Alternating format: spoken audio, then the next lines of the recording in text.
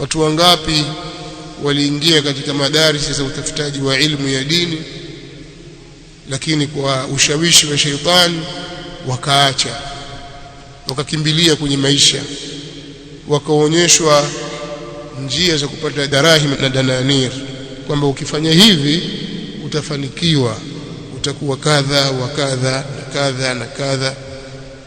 Huko kusoma utasoma mpaka lini? Alafu ukishasoma utapata nini?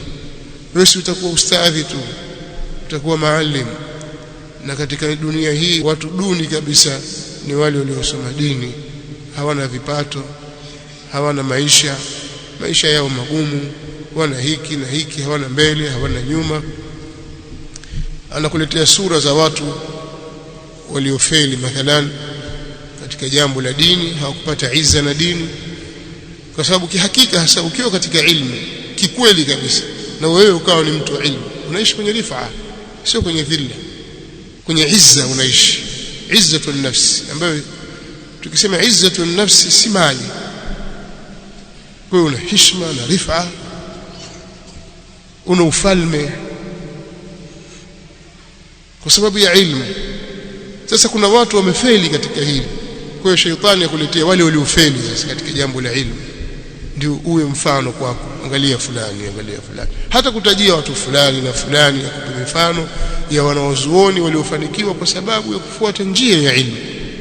Yeye atakupigia mifano ya waliofeli. Na kule katika jambo la dunia hakuonyeshi wale waliofeli ambao ni wengi kabisa, wametafuta maisha wakafeli, waliyaparamia maisha wakafeli. Atakuonyesha wale waliofanikiwa katika jambo la kilimwengu na mali walizonazo. Fulani alikwenda kwenye migodi ya madini kapata hiki na hiki, lakini hakuonyeshi wale waliokwenda wakafeli, wakaharibikiwa na maisha, ambao ni kundi kubwa kabisa, walioingia katika mambo ya biashara mbalimbali. Atakuonyesha wale wachache waliofanikiwa katika mambo ya maisha, hakuonyeshi wale wengi waliofeli katika maisha, ambao wanaishi kwenye maisha duni.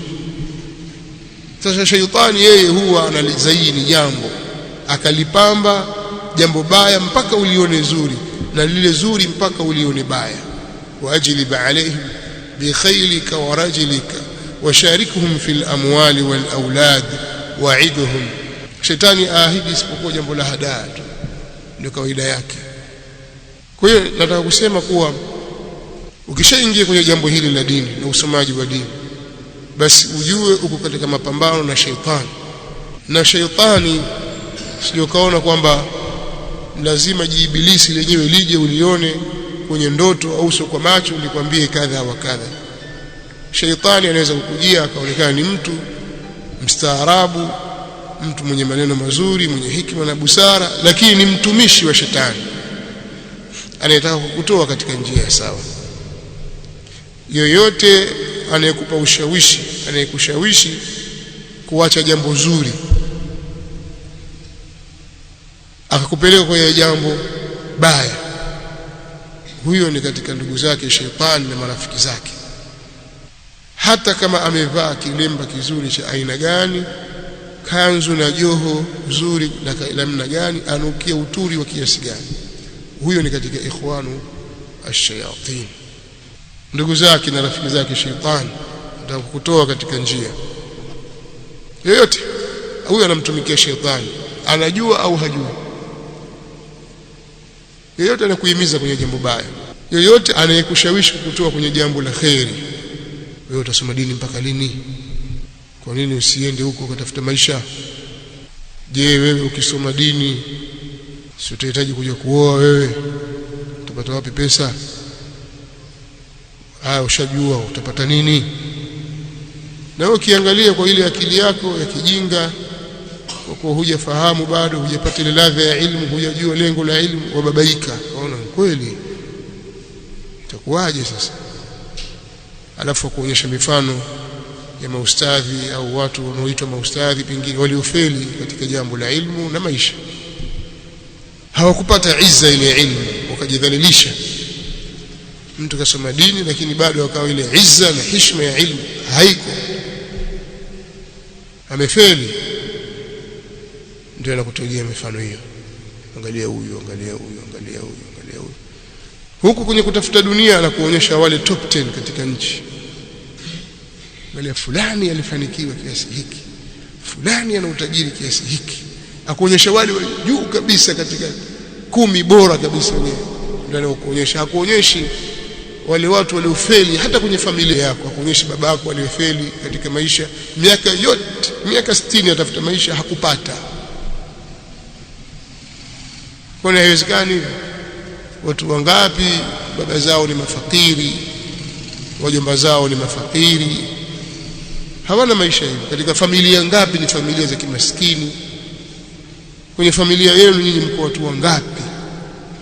Baba yako na ndugu zake, ami zake na wajomba zake, mashangazi zake na mahalati wake, mama yako na wajomba zake na maami zake, hivyo wale watu kaka zako wewe na familia zao.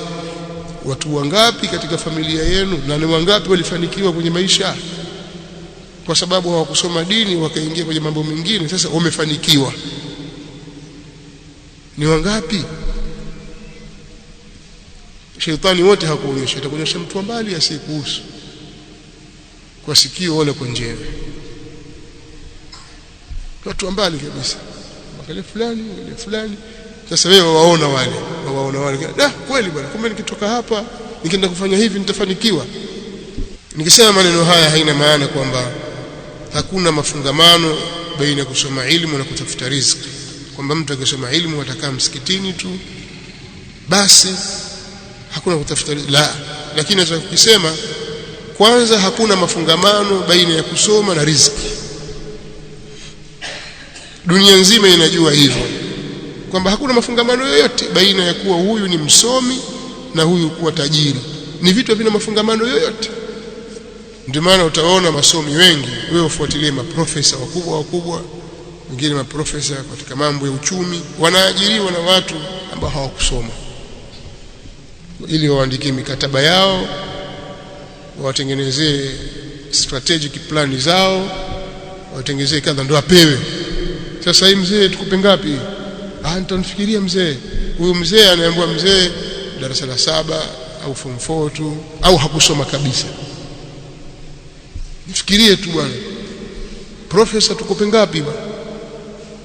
Yeye ni profesa bingwa kabisa.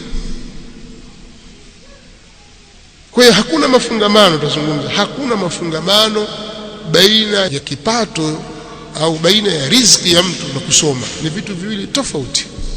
Mtu kuwa na ilmu na maarifa katika mambo yake ya kidunia na akhira ni jambo lisilo na budi. Tunatakiwa tufahamu dunia yetu, tusome, tuangalie. Lakini kumjua Mola wako, kumjua mtume wako na kuijua dini yako na namna ya kuyatekeleza yale yaliyo lazima juu yako ni jambo la wajibu na ni faradhu ain juu yako.